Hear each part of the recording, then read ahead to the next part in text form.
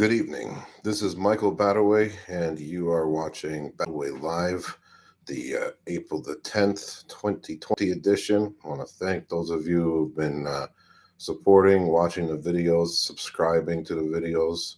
Hit that subscribe button. Remember, anytime, never hurts. That way you can be notified, and, it's all good. So let's get started today.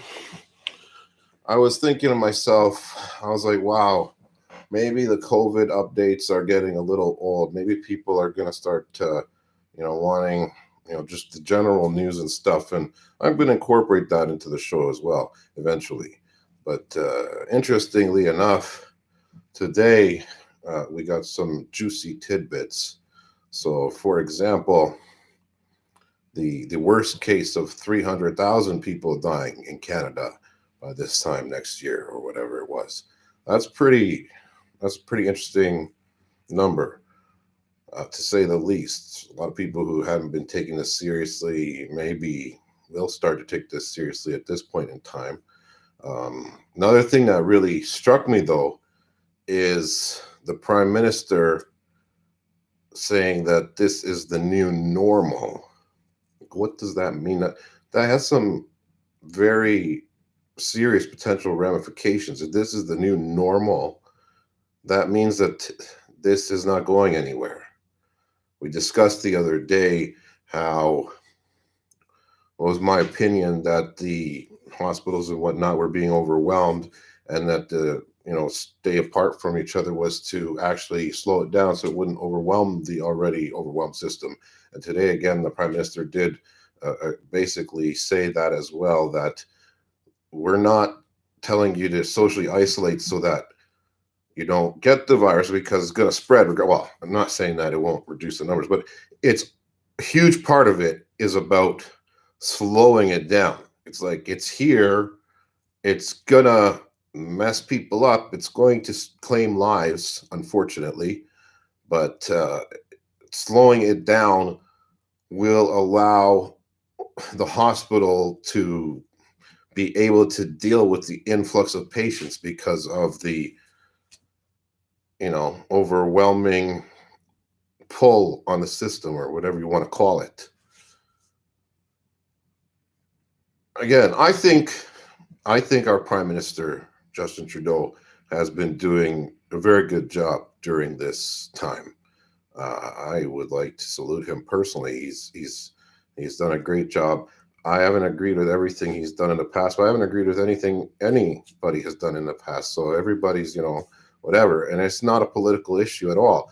I think that the Prime Minister has done an outstanding job in fielding this horrible mess. It's obviously not of his doing, and it just sucks, right? That's the bottom line. So I just can't believe that this could be the new normal. That's a pretty bold statement. I've heard that China is going back to work, and that their market has not been totally as affected by this pathogen or virus as ours. So it begs the question, why? What is different over here? Why are we different? Why are we not? And maybe this is a question: are we not going to invest in this hydrochloroquine or whatever it is? Because, and again, do your own research. I have heard that maybe, President Trump is investing in pharmaceutical companies that may or may not be making this anti-malarial medication, which is believed by some to have some efficacy against this virus. So if, the billionaire president of the free world is investing in this, maybe there's some merit to its, potential in helping this crisis. That being said, I don't know what the full measures are going to be by Health Canada in terms of, are we just going for the vaccine route exclusively? Are we doing antivirals as well, or antimalarials, whatever? It'll be interesting to see how that rolls out.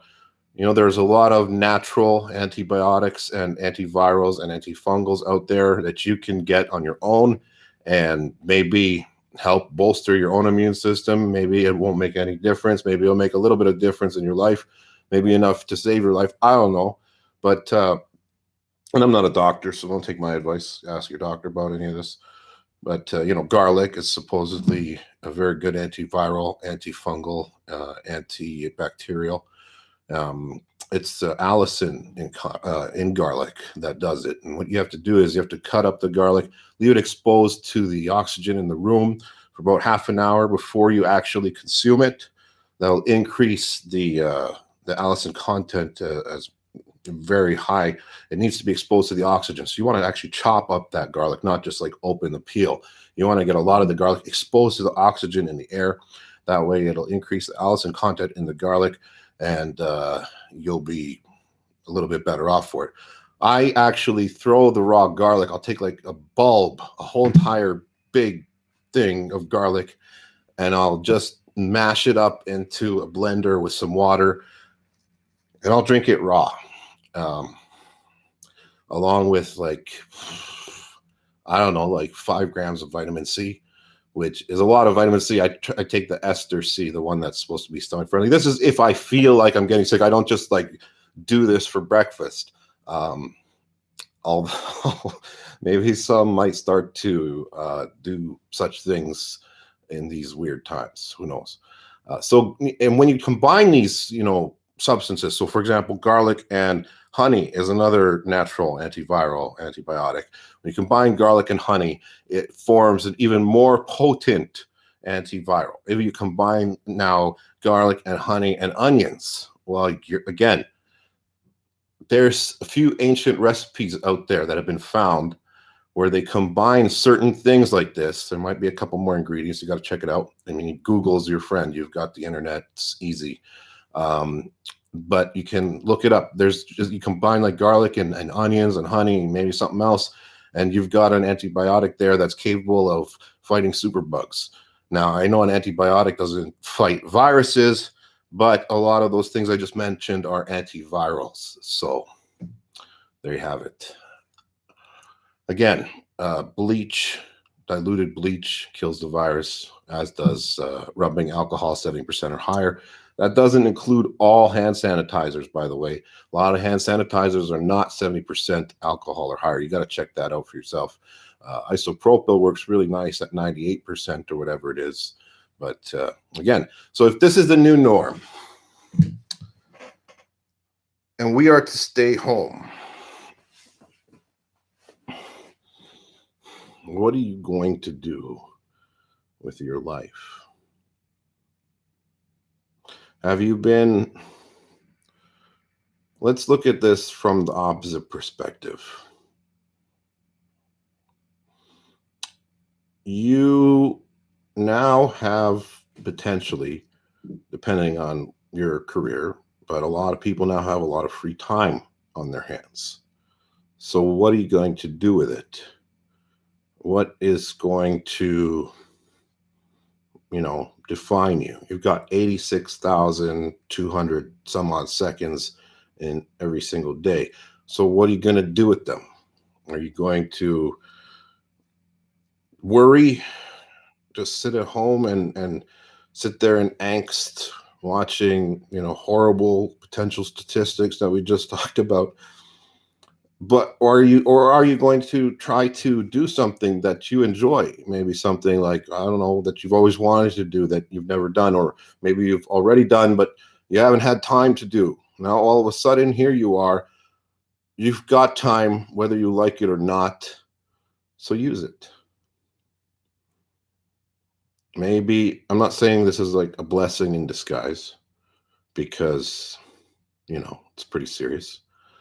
But there's always a way to look at something to find a positive in it so that it doesn't have to ruin your life. And hopefully it doesn't.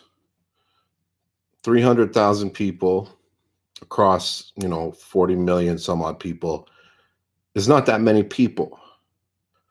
But when it turns out that it's somebody you know or somebody you're related to or you, well, that becomes very real because 300,000 people are not going to win the Lotto Max within the next year, and 300,000 people are not going to win all of the big lottery draws in this country combined in the next year.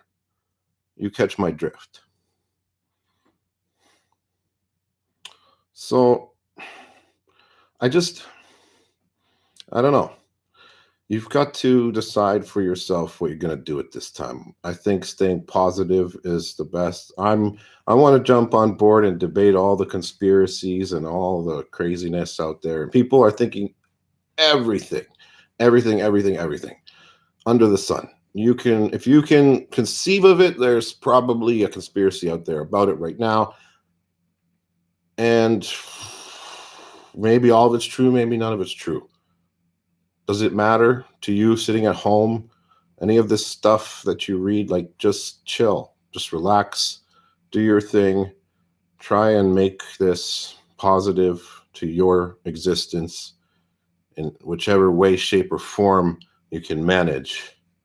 Be there for your family, and don't be a fool. Only fools scorn knowledge. Remember that. Ending off this Good Friday edition of Michael Badaway Live. Have a great one.